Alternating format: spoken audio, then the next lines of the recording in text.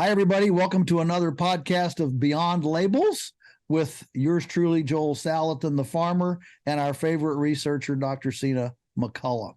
Welcome, everyone. Today's episode, we're going to be dealing with a couple of new pronouncement on organic standards by the USDA, and then we're going to have fun ending it with kind of one of our a fun listener question in regards to this. So Sina has some some information on a couple of late new regulations on the organic standards.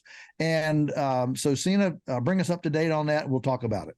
Great. Thanks, Joel. Okay, so just this month in January, there have been two announcements. Both of these announcements are part of the new USDA's Food Systems Transformation Initiative. Okay. So transforming our food. The first one is the USDA has announced a move to what they're saying is crack down on organic fraud and increase consumer confidence in the USDA organic label. They are acknowledging that there are loopholes in the label and that there is fraud and that it has persisted. So they cite a couple examples in the Federal Register. And by the way, I'll put a link to it. You can look up this new regulation yourself. It's in the Federal Register. They have cited a couple examples. One is the Justice Department just announced this month indictments of individuals who have alleged to have masterminded a multi-million-dollar scheme to export non-organic soybeans from Eastern Europe to be sold into the United States as organic. They were able to charge 50% more for the quote unquote organic grain versus if it was, properly labeled as conventional. And it's not just organic fraud coming from other nations being imported into the United States. There's local fraud as well. Just this week, this week as of when we recorded this podcast, 2 Minnesota farmers were charged in connection with an alleged plan to sell more than $46 million in chemically treated crops. They were going to pass them off as organic. This was between 2014 and 2021. In another case, in Iowa, there's a prosecution in 2019. The defendant sold about millions of non-organic grain over 7 years, claiming that it was organically grown in Nebraska and Missouri. 4 individuals were actually sentenced to prison in that case. So they've admitted that there's fraud, and now they have these new regulations. And basically what it's going to do is that the USDA is saying that this is the biggest update to organic regulations since the 1990s. They are going to require that food that is imported from other countries must be certified USDA organic. So that food coming from other countries can't be certified by their own, certification agencies. It has to be USDA organic certified. Also, the USDA organic certification is going to be required for more parts of the business that are in the critical links in the supply chain. So like maybe traders or brokers. So they're also going to have to be certified USDA organic. And this one really kind of shocked me. They said that on the non-retail containers, right, that are carrying the organic products, so non-retail containers, they have to be labeled organic. And I thought, why aren't they already labeled as organic? Like, Oh, wow. No wonder there's so it's not just that there's like the fraud in the organic label. It's not just that people are trying to be deceptive, right? There's like complete incompetence along the line. You should at least label that it is organic to differentiate it. So the fact that we have to have a Congress, so these regulations came about because Congress passed the Organic Foods Production Act in 1990.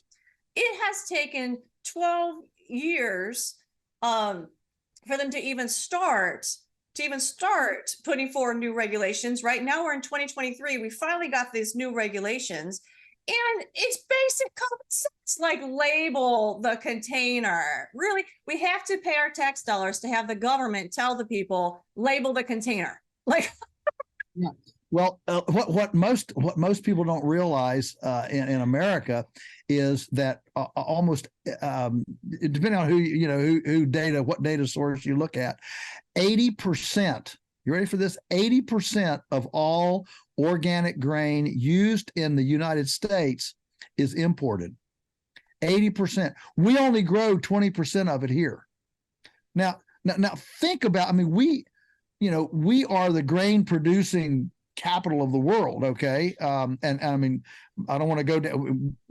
We shouldn't be, but we can. All right. We've got these rich Midwestern soils, the Ogallala Aquifer and pivot irrigation systems.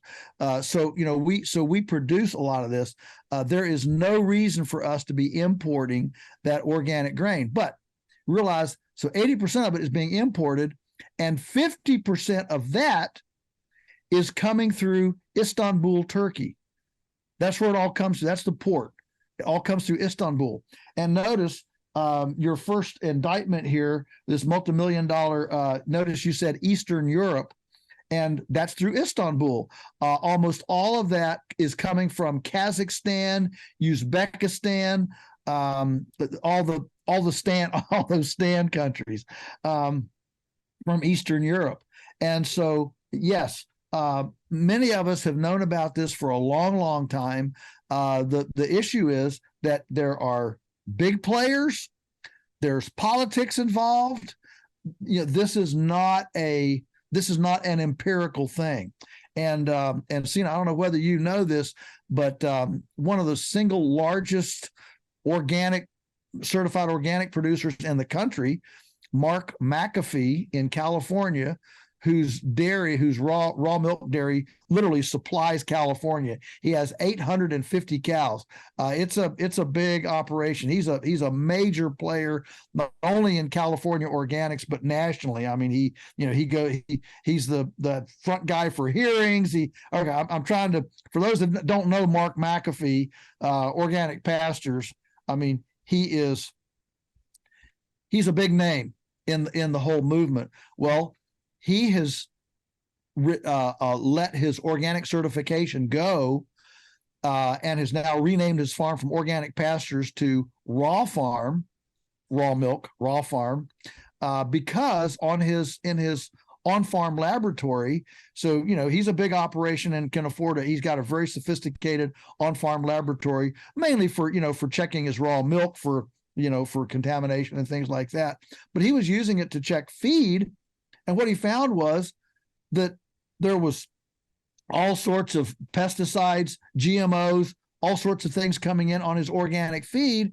So he said, here, I'm paying millions of dollars. I mean, he is basically a pastured operation, but he also supplements with feed his cows. He's not a all grass dairy operation at all. But anyway, so he buys feeds, and he's finding all this stuff in there. So he said, why should I pay millions of dollars for this special feed that's